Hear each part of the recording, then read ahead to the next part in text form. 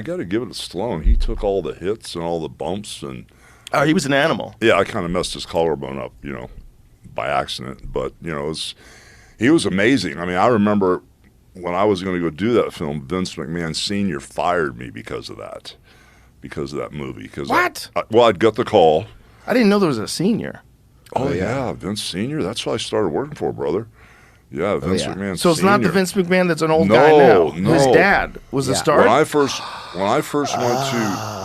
went to New York in '78, Vince McMahon Sr. had a couple, Phil Zacco and a couple partners, and Vinny Jr.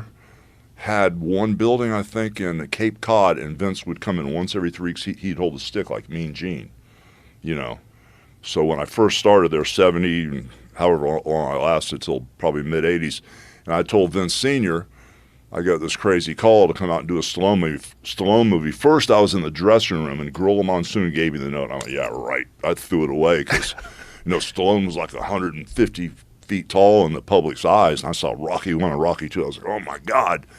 So I said, yeah, another wrestling joke, like pooping in my bag or putting locks on my stuff, So I split to Japan for like 8 weeks, and when I came back again to TV again in Allentown, they handed me a Western Union letter, this time from Stallone.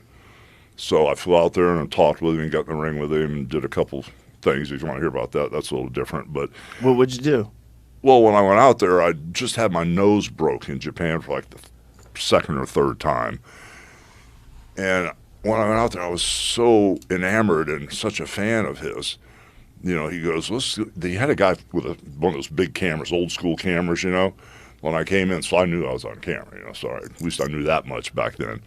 And so he goes, hey, let's just get in the ring and move around. I had jeans on and cowboy boots. He goes, oh, let's just get in the ring like this. So he goes, I'm going to try to hit you. I said, well, if you want to, you can hit me in the nose, because I saw the camera. I thought it'd be cool if he splattered in my nose. That's how crazy I was. This is right after nose surgery? No, I didn't have nose surgery. It was right after I had my nose broken. Oh, you just had it broken again. Yeah, okay. I flew back to TV. I'm just assuming you had it fixed. No, Andre would fix everything for you. Yeah. He'd just stand right behind you with the thumbs and push everything down. But so I got in the ring. He goes, try to hit me, And so when he went to hit me, I just grabbed him. I said, I don't want to hit you. He goes, well, hit me. Give me everything you have. I said, no, brother, you don't want that. I said, there's a certain place I can hit you harder than others, but if I hit you as hard as I can, it's not going to be cool. He goes, well, give me 50%. I went, I really don't want to. I said, what is going on with Sylvester? No. He was, because they were filming this whole thing. Right? So I said, well, you try to hit me, I'll grab you, I'll bend you over, and I'll hammer you between the shoulders. And I hit him. I probably gave him 50%. And as soon as I made contact, his face hit my cowboy boots. And he came up, and his lip was bleeding. He said, oh, that's perfect. And so he was all excited, just because I hit him. What a psycho. Yeah, and then we got out of the ring, and he goes, you're a fake wrestler. Boxers can kick a wrestler's ass anytime. Get mad. So he wanted me to do an interview, right? So I did, let me tell you something, that whole stick. So he goes, I want you for the film. And I've never had an agent. I've never been in a movie. I don't know anything. He goes, I'll give you $10,000 to do the film. Me being the negotiation genius that I am, I want 15. I want 15 grand. So he gave me $14,000, and I signed whatever. Oh my God, he bargained with you? Yeah. Wow. Yeah, so I signed. What the fuck, Sly? You're stealing. Yeah, so I signed whatever he wanted back in the day, and that was it. But how rude. Yeah, but no. You wouldn't even give him the 50. That's some negotiation bullshit right there. But to go backwards, Sly. I had called Vince McMahon Sr. that night from Fall River, Massachusetts, because I was wrestling at a high school in Fall River, Massachusetts.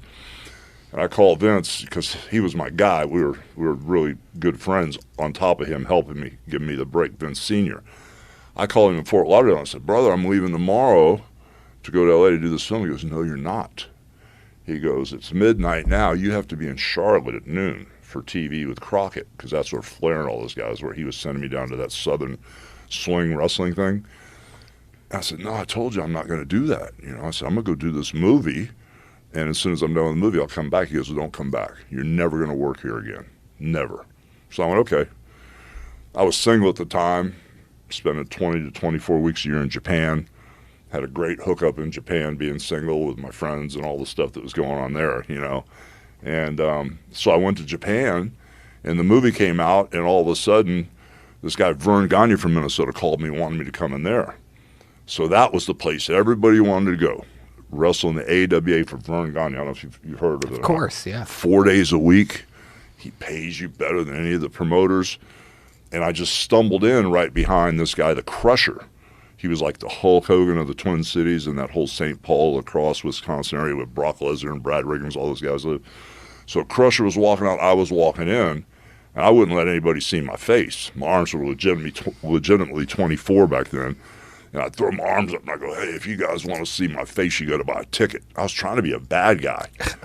And I'd do all my interviews with the back to the camera. My back was this wide back then. And they wanted me to wrestle Jesse Ventura. And Jesse Ventura is the one that actually turned me babyface. As soon as I walked out, they booed the piss out of him and cheered me. So I had that little run in Minnesota for 3 years.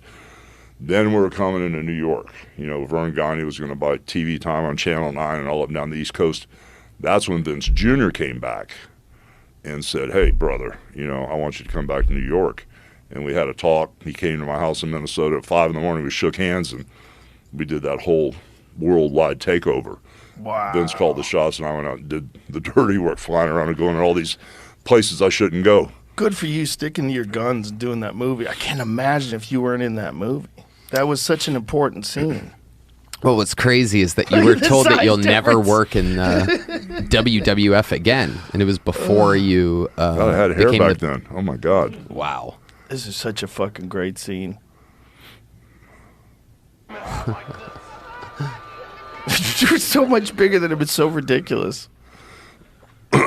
Fun scene. That was weird because, brother, right before if you came to my house and my mother was still alive, she would want to know your name, and she had a pencil. She would measure everybody, you know. So what? Mom would measure everybody? She had a thing, like bro. Adults? Come on, man. That was her thing. She had a thing. Yeah, everybody. Kids, adults. And your name would be next to the pencil marker, right? That's amazing. So when I went to do the Rocky movie, I was 6'7" on the nose, and I was like 330 pounds. I had like a 34-inch waist. I was in crazy shape back then. Yeah. And so right before my mom passed away a few years ago, she goes, Terry, I want to measure. I said, okay, Mom. You know, this is after 10 back surgery. She measured me. I was 6'4". Wow. So I lost that much 3 height. inches of discs. Yeah, between the leg drop after the leg drop for drop. 40 years, and the back surgeries, and the knee replacements, and the hip replacements. It changes your whole look.